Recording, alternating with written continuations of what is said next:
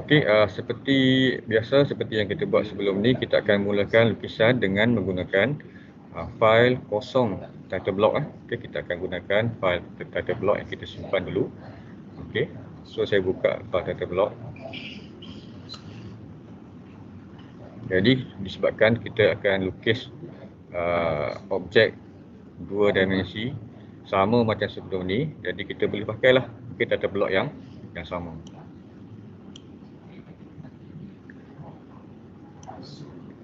Baik, jadi sekarang ni okey, untuk paparan standard macam ni, kalau kita buat garisan, okey, garisan contoh, okey, ke sebelah kanan dia akan pergi ikut paksi X lah, paksi X positif.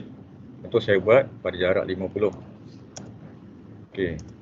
Okey, kemudian saya ambil balik.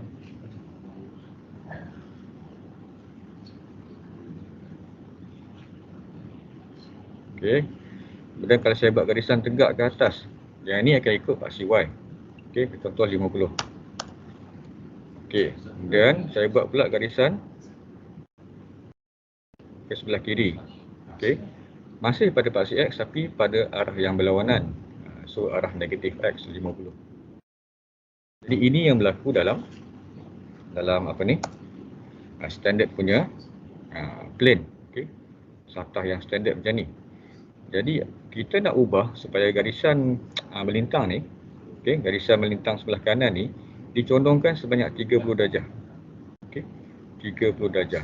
Jadi kalau kita nak buat secara manual macam ni, kita nak maintain pada satah standard macam ni, kita kena banyak gunakan arahan ataupun sistem koordinat polar bila kita nak lukis objek dalam bentuk isometri. Jadi ini agak lambatlah. Contoh, okey, saya buat alias 50 dot 30 darjah. Okey, so yang ni, garisan ni diangkat sebanyak 30 darjah. So ini akan jadi ataupun akan mewakili paksi X bagi satah isometri. Okey. Okey, untuk paksi Y dalam satah isometri, kita kena angkat pula garisan ni.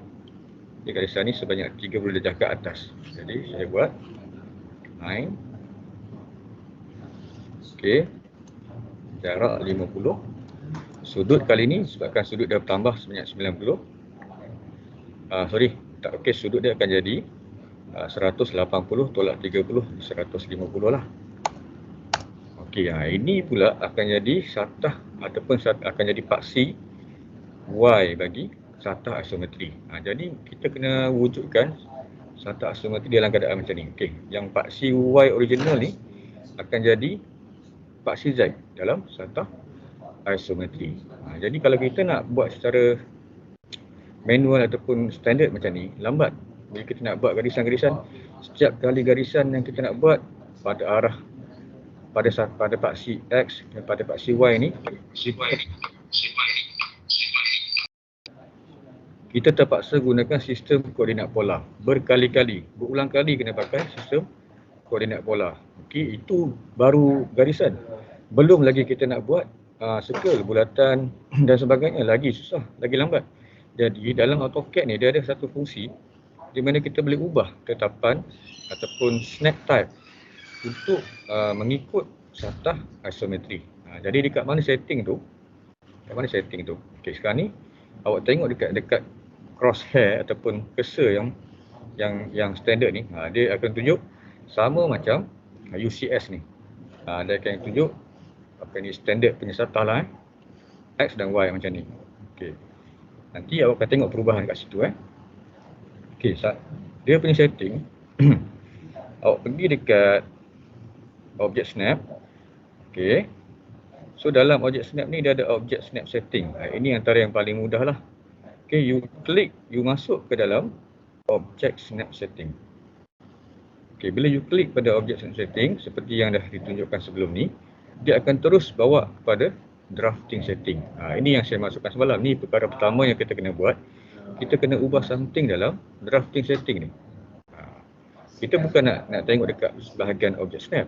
Kita nak tengok bahagian first sekali, menu pertama sekali, iaitu snap and grid. Dekat snap and grid ni awak pergi ke bahagian bawah sebelah kiri, tajuk dia snap type. Jadi for default, untuk standard punya penggunaan sekarang ni, kita sedang menggunakan grid snap kategori rectangular snap. Now we are using rectangular snap. Daripada task 1 dulu, memang kita akan sentiasa pakai rectangular snap. Jadi untuk kali ni, di mana kita nak buat lukisan isometrik, kita ubah saja snap type ni kepada isometric snap. Okey, klik dekat sini. Choose isometric snap, dia akan ubah lah. Dia ubah dia snap X spacing ni. Kalau awak perasan di bahagian atas, automatically dia akan ubah spacing bagi snap X pada nilai yang lain. 17.32050 ni. Manakala dia kekalkan snap Y spacing. Sebab arah Y maintain supaya arah Y itu akan bertindak sebagai paksi Z untuk satah isometri. Dia akan ubah spacing bagi X saja, sebab paksi X positif akan bertindak sebagai paksi X isometri dan paksi X ataupun arah X negatif akan bertindak sebagai paksi Y isometri. Itu yang berlaku. Itu saja perkara pertama yang antara yang paling penting sebelum kita nak mulakan lukisan isometrik. Kita masuk kepada drafting setting, pergi kepada snap and grid dan kita ubah snap type kepada isometric snap. Dan OK. Now bila you tekan OK, dia masuk balik kepada paparan model ataupun lukisan, tengok apa yang berlaku. Dia ubah crosshair tu kepada arah ataupun mengikut satah isometri. Awak tengok ada warna hijau, itu yang maintain tegak. Hijau dan merah tu, merah tu menunjukkan satah isometri. Di mana arah merah ni sekarang ni dia menghala ke sebelah kiri. Arah merah ni dia pergi pada paksi Y isometri. Jadi kalau kita buat line sekarang, boleh dah buat. Kita dah boleh lukis line, automatically dia akan pergi pada arah paksi Y isometri, iaitu 30 darjah daripada horizontal plane yang kita ukur daripada sebelah kiri. Nampak? Okey. So sekarang dia boleh buat garisan pada sebelah kiri, sudut ni lah. Dan juga dia boleh buat garisan tegak lah. Garisan tegak ni pada kalau ikutkan paksi ni lah, Z isometri lah. Okey. Itu saja yang dia boleh buat. Okey. Jadi kita boleh buatlah objek macam ni. Ini kita panggil iso plane left. Okey. Dia ada 3 tau. Okey, ada 3. Dia ada iso plane left, iso plane right dan juga iso plane top. Ini kita pakai sekarang ni. Macam nak tahu dia left ke right, kita check dekat sini. Pergi ke bahagian taskbar bawah. Okey, awak cari simbol ataupun ikon ni. Nama dia iso draft. So dia akan tunjuklah. So sekarang ni iso draft awak adalah iso plane left. Jadi awak cuma boleh lukis garisan pada sebelah kiri. Sebelah kiri tu sebenarnya kalau kita rujuk kepada XYZ, arah Y lah. Arah Y. Okey. Kalau kita nak ubah iso plane kepada yang dua lagi arah, kita pilih. Kita klik saja. Sekarang ni saya nak pergi kepada iso plane right. So iso plane right. Okey, hijau dia maintain. Okey, arah tegak dia maintain. Dia cuma akan tukar cross yang hair color merah saja. Kali ini dia condong ke sebelah kanan. Jadi kita boleh lukis garisan di sebelah kanan pula. Okey. Condong sebelah kanan. Jadi kita masuklah. Sekarang saya masukkan panjang 50. Okey. Lepas tu, okey. Dan macam tadi juga dia boleh lukis garisan tegak. Garisan tegak ni memang boleh lukis. Sama ada iso plane left ataupun iso plane right, dua-dua boleh menghasilkan garisan tegak. Cuma beza dia satu condong kiri, satu condong kanan. Okey, ini contoh objek ataupun inilah entiti yang boleh lukis pada isoplane right. Okey, satu lagi. Okey, sekarang ni saya nak move.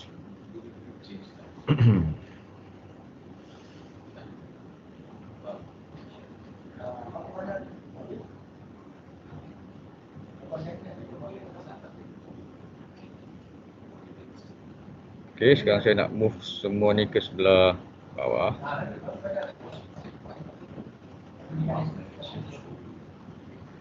Okey, sekarang ni kita nak guna satu lagi isodraft, iaitu isoplane top. Isoplane top. Okey, now dia ubah. Kalau tadi garisan hijau tu sentiasa tegak, tetapi kali ni bila kita pakai isoplane top, garisan hijau akan jatuh ke bawah. Jadi hijau dengan merah tu akan buat garisan left dan juga right. So tak ada lagi garisan tegak. Bila kita pakai isoplane top, dia cuma boleh menghasilkan garisan pada sudut condong sebelah kiri dan sudut condong sebelah kanan saja. Garisan tegak tidak boleh. Jadi sesuailah kalau kita contoh nak lukis tapak ataupun bumbung kotak ni. Contoh saya nak buat kotak Saya ambil line. Okey, ini 50. Okey, dan tutup balik. Jadi letaklah. Okey, dengan penggunaan isoplane left, isoplane right dan juga isoplane top, kita berupaya menghasilkan bentuk ataupun objek seperti 3 dimensi. Okey, hakikatnya dia 2 dimensi, tapi pandangan kita tu membolehkan objek tersebut dilukis seperti objek 3 dimensi. Macam kotak ni lah. Macam kotak ni. Okey, sekarang ni itu untuk melukis garisan. Okey, untuk garisan ni kita dah masuk step yang kedua lah. Okey, perkara kedua adalah cara untuk mengendalikan isoplane top, isoplane right dan juga isoplane left untuk menghasilkan garisan. Okey, garisan. Jadi sekarang ni siapa yang tak jumpa ikon isodraft ni, siapa yang tak jumpa, awak pergi ke sebelah kanan, awak customize balik taskbar di sebelah bawah ni. Pergi pada customization of taskbar, klik, awak kena on kan isometric drafting. Pastikan isometric drafting ni awak tick ataupun awak on kan. Kalau off kan, dia hilang lah. Tak jumpa carilah kat sini. Jadi on kan isometric drafting. Barulah awak boleh switch isoplane tu dekat sini. Okey, kalau nak type,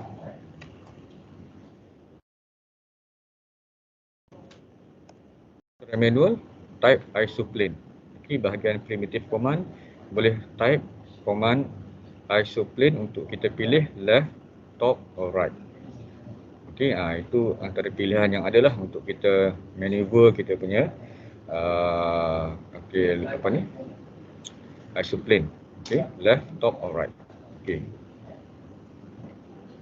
Sekarang ni saya nak tunjukkan perkara yang ketiga yang penting dalam isometrik adalah bentuk bulatan, circle. How to draw circle in isometry. Sekarang ni contoh saya dalam isoplane top, saya nak lukis circle. Apa bentuk circle yang terhasil kalau kita maintain macam ni?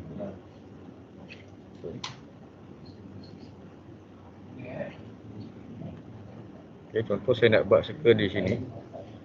Sini tengok circle yang dihasilkan. Ini saya gunakan isoplane top Tengok circle yang terhasil. Nanti kita compare. Saya buat circle radius 20.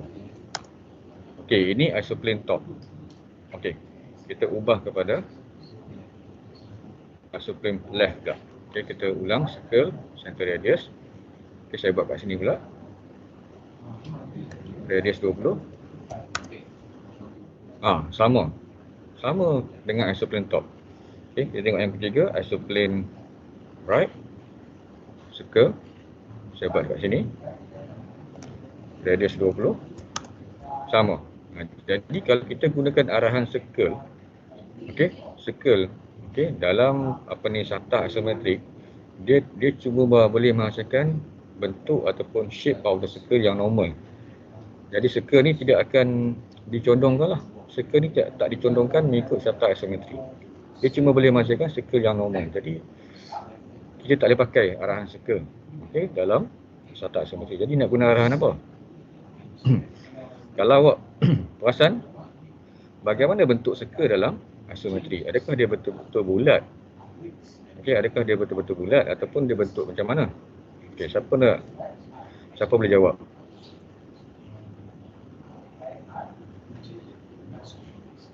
Okey, saya padam balik.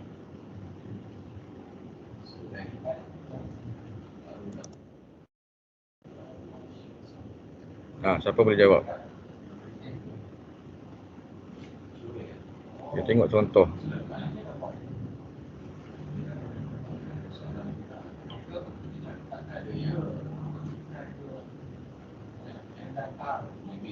Tengok.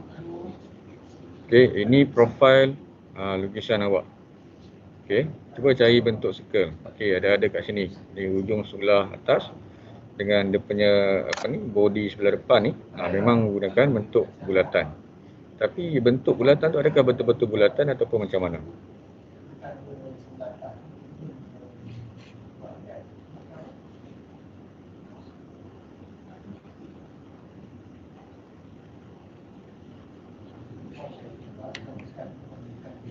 Tak siapa nak jawab ke?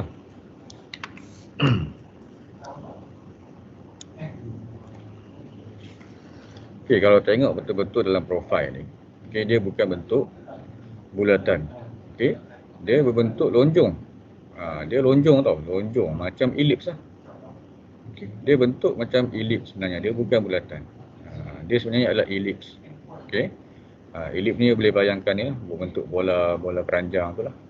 Okey, lonjong. Jadi kita kena gunakan arahan elips untuk menghasilkan bulatan dalam satah isometri. Jadi kita cari arahan draw ellipse. Okey, bila you pergi kepada ellipse, under command ellipse ada 3 lagi pilihan kat sini. Center, axis, end dan juga arc. Jadi macam mana kita nak clarify, macam mana kita nak masukkan arahan untuk dia menghasilkan ellipse supaya kita boleh membentukkan bentuk seolah macam bulatan. Kita tak boleh pakai center. Okey. Kita kena pakai axis, end. Kita kena tentukan paksi dan juga end. Jadi bila kita tentukan paksi dan juga dia punya end tu, end point tu, maknanya kita tentukan dia punya major axis ataupun minor axis. Sebab dalam ellipse ada dua axis, major dan juga minor. Jadi kita boleh tentukanlah. Okey, major dan minor dengan cara ambil ellipse dan ambil axis end. So bila kita ambil axis end, dia keluar 3 pilihan. Specify axis end point of ellipse or arc, center, isocircle. Jadi kat sini awak ada pilihan dan awak kena ambil isocircle.